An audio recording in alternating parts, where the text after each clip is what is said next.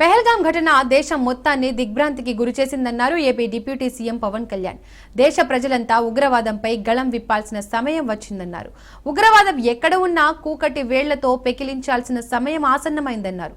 కాశ్మీర్లో పరిస్థితులు చక్కబడుతున్న సమయంలో కావాలని కొన్ని మతవాద సంస్థలు అల్లకల్లోలం సృష్టించడానికి రక్తపాతం సృష్టిస్తున్నాయని అన్నారు పవన్. విశాఖలోని ఆసుపత్రి మార్చురీలో ఉన్న చంద్రమౌళి భౌతిక కాయానికి పవన్ నివాళి అర్పించారు. పవన్ తో పాటు హోంశాఖ మంత్రి అనిత పలువురు ఉన్నారు.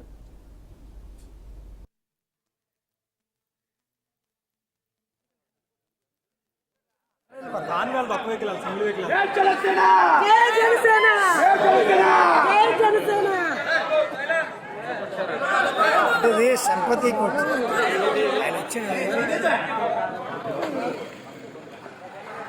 బాబు కొద్ది బడి తిరగాలి కదా.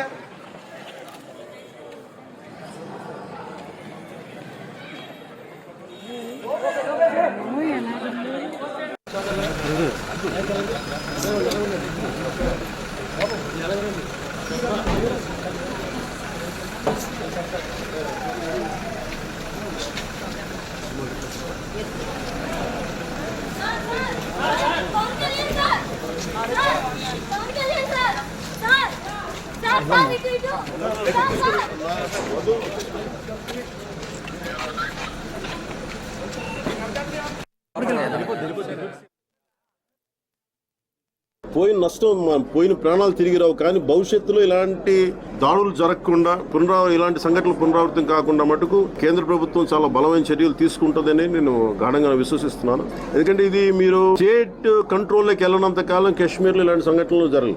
స్టేట్ కంట్రోల్ ఎలక్షన్ జరగగానే అడుగుతుంటే ఎందుకు ఆ పర్టికులర్ ఏరియాలో ఎవరు లేరంటే అది స్టేట్ కంట్రోల్ కింద వస్తున్నది వాళ్ళు చెప్పారని, లోకల్స్ చెప్పారని చెప్పి బాధితులు చెప్తా ఉన్నారు, బాధితుల కుటుంబాలు. ఇవన్నీ ప్రత్యేకంగా వాళ్ళు చెప్పిన మాట చెప్తారు. ఇది కొంచెం క్రాస్ చెక్ చేసుకోండి మీరు కూడా.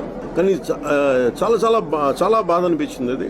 ఎందుకంటే కొన్నిసార్లు ఇంకా ఇది దేశ సమగ్రతకు సంబంధించిన విషయం, ఇది దేశ భవిష్యత్తుకు సంబంధించిన విషయం. అందుకని ఇంక కూర్చోబెట్టి very targeted Hindus were killed in Kashmir. It's quite painful.